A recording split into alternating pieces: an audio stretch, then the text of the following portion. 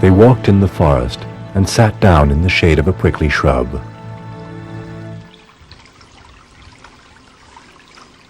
Sire, Vivian said, I still know nothing of the most essential thing of all.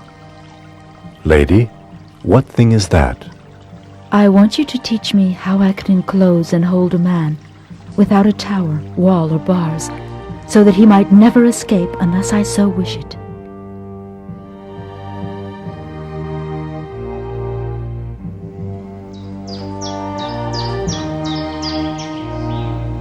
Later, much later, Arthur started to worry because he had no news of Merlin, and he sent his nephew Gawain to find him. As he rode through Broceliande, Gawain saw a sort of translucent vapor before him, and heard Merlin's voice saying, While I was sleeping at the foot of the prickly shrub, Vivian made a circle with her wimple around me where I lay, and repeated her spell 9 times.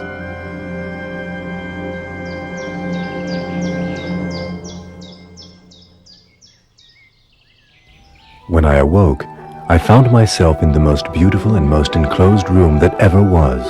O lady, you have deceived me if you do not remain with me. Dear sweet friend, I will often be with you and hold you in my arms. Thus not day nor night passes when I am without her company, and I am more crazed than ever because I love Vivian more than my freedom.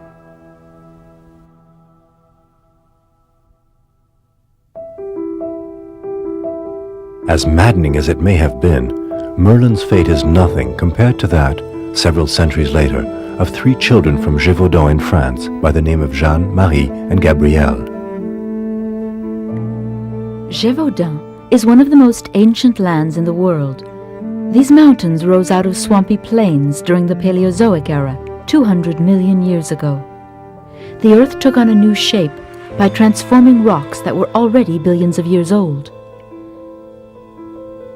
Fallow fields, clear waters, thick woods, and arid plateaus. Nothing, or almost nothing, has changed in this wild country for centuries. Gévaudan looks today as it did 200 years ago, during its 1,000 days of blood.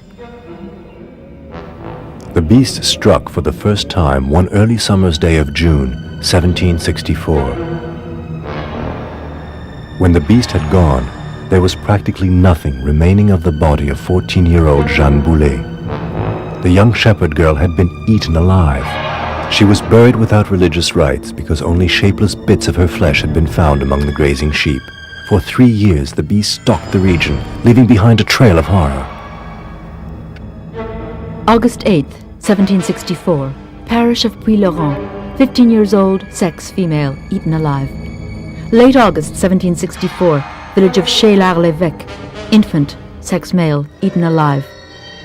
September 1st, 1764, village of Chaudierac, 15 years old, sex male, eaten alive.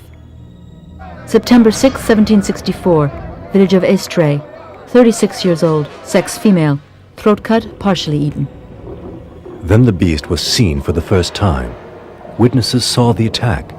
They ran to help the victim, but it was too late.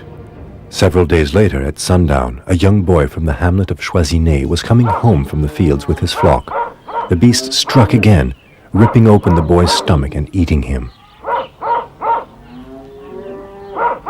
In 1764, the beast struck more than 20 times. Bishop Gabriel Florent de Choiseul-Beaupré, Lord and Governor of Mende, Count of Gévaudan, claimed it was a divine punishment. A ferocious beast, unknown in our climes, appears suddenly, as if miraculously, without one knowing from where it might have come.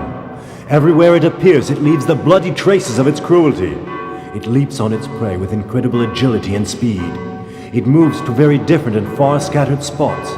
It generally attacks those of a tender age and of the weaker sex. But why depict the evil qualities of this monster of which your own misfortunes have all too well instructed you? It is natural for you to conclude that this evil only befalls you because of your sins. The Holy Scriptures provide many examples of punishments similar to those we are experiencing.